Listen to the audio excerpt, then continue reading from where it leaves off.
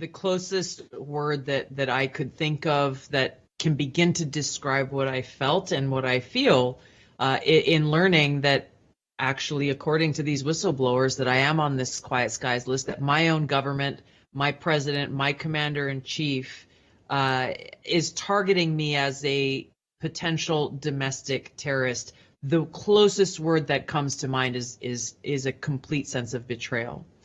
And it's betrayal because I, like so many Americans, enlisted because of the Islamist terrorist attacks on 9/11, enlisted to serve in our country's military, to ensure the safety, security, and freedom of the American people, to go after and defeat and destroy those Islamist terrorists who continue to pose the greatest short and long-term threat to us, to our security, and to our freedom. And so now, after serving over 21 years and continuing to serve in our nation's military, my own government has labeled and is targeting me directly now as a domestic terrorist, as they are many others. I'm not alone in this. Of course, this list is not being made public, but we can look to what the Biden-Harris administration has done in multiple cases of how they have there have been leaked conversations, leaked files, leaked documents, and even statements they've made in public saying that this threat of domestic terrorism and extremism is so great, and often very likely it is those in the military or military veterans who are these potential threats here at home. It is more than a slap in the face. It's more than a punch in the gut. It is a complete betrayal coming from our own government, that they are using our taxpayer dollars, our resources.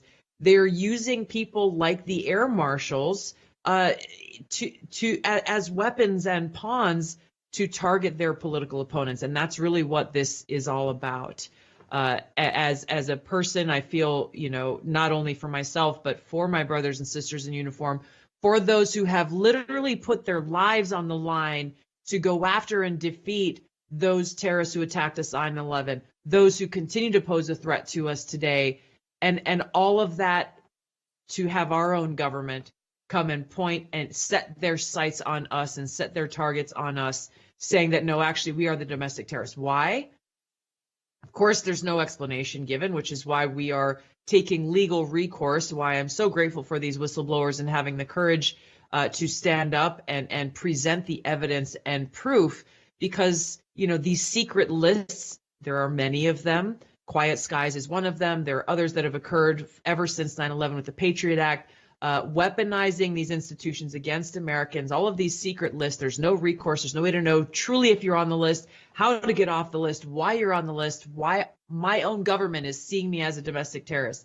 I can't tell you why, but I can make some assumptions based on the record of this administration that this is yet another tool they are using against their political opponents. Yeah. Obviously, I've been very outspoken about the dangers of the Biden-Harris administration to our democracy and to our freedom and to our national security.